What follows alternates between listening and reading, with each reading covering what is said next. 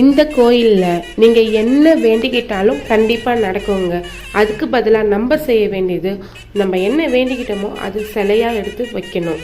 இந்த கோயில் தாங்க அழகர் கோவில். இந்த கோவில் எங்கே இருக்குன்னு பார்த்தீங்கன்னா, பாண்டிச்சேரியிலேருந்து 16 கிலோமீட்டர் தள்ளி தென்னம்பாக்கத்தில் இருக்குது. நாங்கள் மண்டே வந்ததுனால ஜாஸ்தி ஜனம் இருந்தது.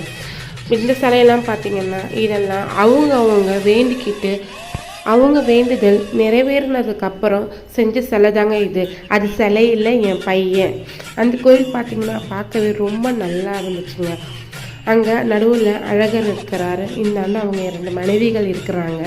நான் அனிஷுக்கு சாமி மடியில் உட்கார வச்சு மாலைலாம் போட்டு பூஜை பண்ணி கூட்டிகிட்டு வந்தாங்க.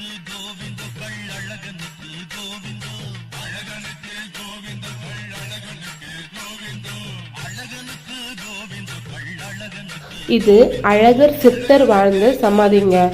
இது உள்ள லேடிஸ் அலௌடு இல்லை. தெரியாதனமா உள்ள போயிட்டு திருத்தி விட்டுட்டாங்க வெளியே. இந்த சிலையெல்லாம் பார்த்தா மனுஷங்க வரிசையாக நிற்கிற மாதிரி இருக்குங்க.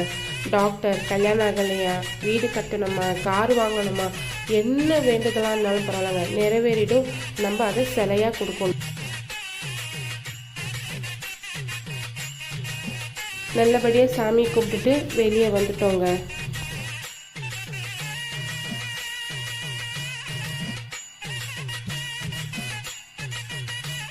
நமக்கு எங்கே போனாலும் சோறு தாங்க முக்கியம்.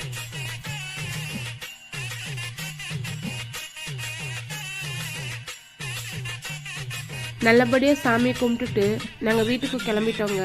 நாங்களும் வேண்டுதல் பண்ணியிருக்கோம். நல்லபடியாக நிறைவேறணும்னு நீங்களும் எங்களுக்காக வேண்டிக்கோங்க.